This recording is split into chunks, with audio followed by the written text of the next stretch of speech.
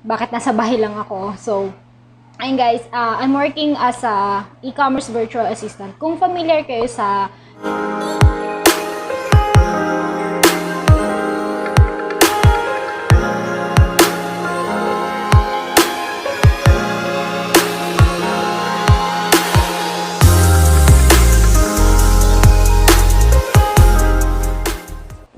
Hello guys, it's me Meridet and welcome back to my channel.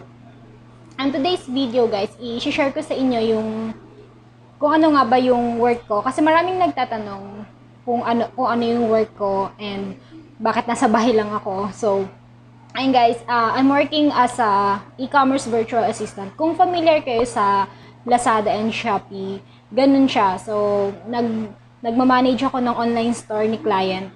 Ang kaibahan lang is nasa US yung client ko and virtual lang yung pagmamanage ko. So, ako yung nagli-list ng items and nagtatanggal ng mga sold items. Video na to, ipapakita ko sa inyo yung ibang ginagawa ko. Yung first job ko as e-commerce VA is yung dropshipping. So, hindi ko lang sure kung dito sa atin meron ng dropshipping or may mga company. Alam ko may mga company na nag-handle ng dropshipping pero mostly kasi is sa China talaga yung supplier ng dropshipping. So, sa client ko naman, ang supplier namin is nasa China and then yung first client ko nasa Australia siya. So, yun.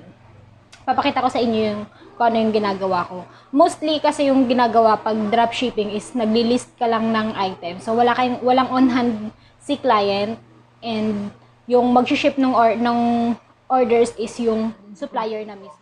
Yung shopmaster. Ito.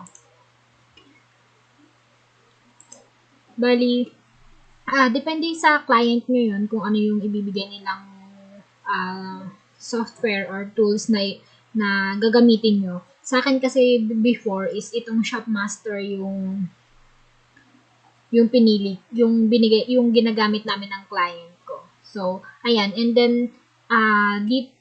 dito naman ako sa AliExpress naghahanap ng items. So, ayan guys. Itong Shopmaster, meron siyang merong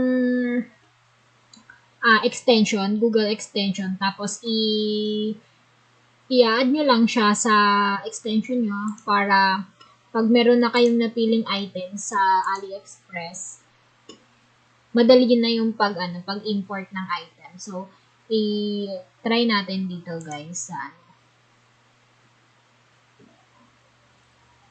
So, papakita ko lang yung Actually, ito yung pinaka-first na client ko, yung dropshipping. Wala pa akong experience nung nag-start ako sa dropshipping. So, ayan. Bali, yung client ko pala guys, isa Australia siya. So, ang ginagamit namin nun is kasi sa dropshipping kailangan mong itanong sa client mo yung kung ano yung courier na gagamitin nyo and then kung saan kayong website na kukuha ng supplier. So, yung supplier namin nun is dito sa AliExpress. And then, yung ginamit namin na courier is itong e-packet. So, kailangan yung pipiliin yung item is naka-ganito. Naka-e-packet siya. Kasi mas mabilis dyan yung shipping. So, ito guys, ayan, kunyari itong item na to, i-click nyo lang yan na import to Shopmaster, yan. So, ganyan lang guys, yan. Ayan, may mga free shipping. Ibibigay din sa inyo ng client nyo kung ano yung hinahanap niya, kung free shipping ba or kung magkano yung shipping fee. Before, ang inaano namin pag may shipping fee is dapat hindi siya tataas ng mga $3 to $5, mga ganun. So, pero mas maganda kung free shipping siya. So, yan. Meron naman kayo makikitang free shipping. So, ayan.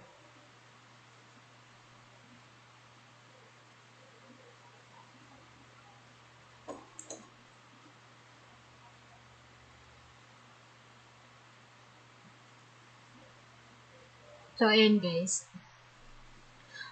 Sa dropshipping pala, depende sa client nyo kung ano yung bibigay na criteria para sa item.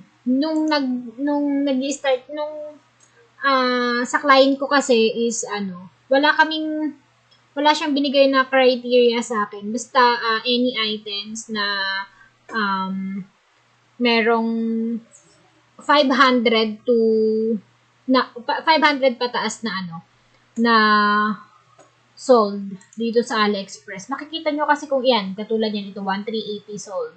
Yan, ito 8,700 na sold. So, yan, dyan ako nung nagbe-base. And then, basta wag yung masyadong mabibigat na item. And then, hindi babasagin. Kasi mahirap yun sa shipping. Kasi pag nabasag, dapat wag niyong pipiliin yung mga mabasaging item. And then, yung mga mabibigat kasi masyadong mahal yung shipping fee. So, ayan. Ayan, ganyan lang guys. Tapos, pag in-import nyo na yan, so, ayan, pag in-import mo na yan, nandun na yan sa nyo, sa Shopmaster. So, ayan, dito nyo lang yan titignan sa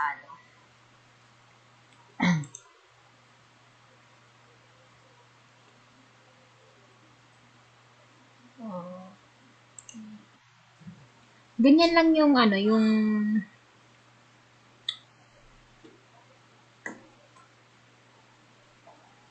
So, ganyan lang yung ginagawa ng na usually ginagawa ng sa dropshipping. Yung maghahanap ka ng item na ililist dun sa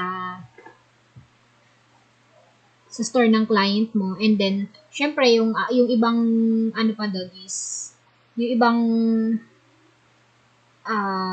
aside from product research and product listing, ang isa pang pwede mong maging work doon is order for fulfillment. So pag may nag order na dun sa store ng client mo, is ikaw yung magpo-purchase dun sa supplier. Tapos si supplier na ang bahalang mag-ship dun sa buyer nyo. So ayan guys, ganyan lang. Madali lang naman yung pag-import and then paghanap ng item. Basta depende lang din talaga sa hinahanap ng client nyo. So importante meron kayong kausapin mo yung client mo or alamin mo kung ano yung hinahanap niya para mas mabilis ka makapaghanap ng product. So yan, kung i-import mo, kung mo na siya, import mo na siya sa store ni client, ito lang yung pipindutin nyo and then add meron kasing na yan eh. Dito kasi sa akin is ginawa ko lang to for para lang dito sa may ipakita ko sa inyo. So wala akong store kasi hindi na ako nag-work dun sa client ko. And then lumipat na rin siya, alam ko, sa Shopify. So yan, pwede niyo gamitin sa eBay and then sa Shopify. Yan, meron din mga ibang e-commerce na store website. So ayan guys. Ayan.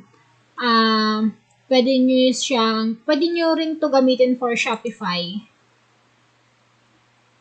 Yan. So, mag-add lang kayo ng store. Pero usually kasi naka-ano na yan eh. Pag mag-start kayo for sa client nyo, usually naka-ano na yan, naka-add na sa So, pag nag-import kayo, nandiyan na yung store ng client. So, ayan. Ganyan lang guys.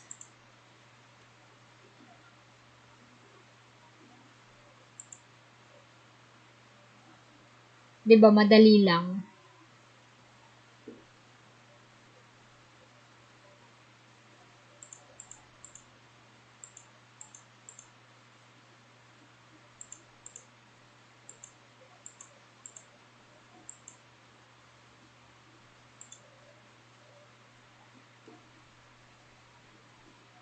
So, yun guys, sana may natutunan kayo. If ever may tanong kayo, just comment down below para masagot ko agad yan. So, ayun guys, basta alam ko yung yung tanong nyo is sasagutin ko agad yan.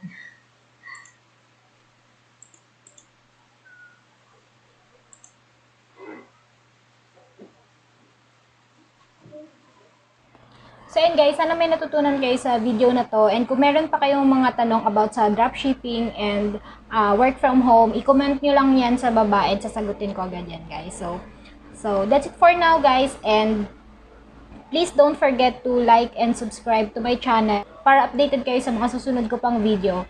Bye!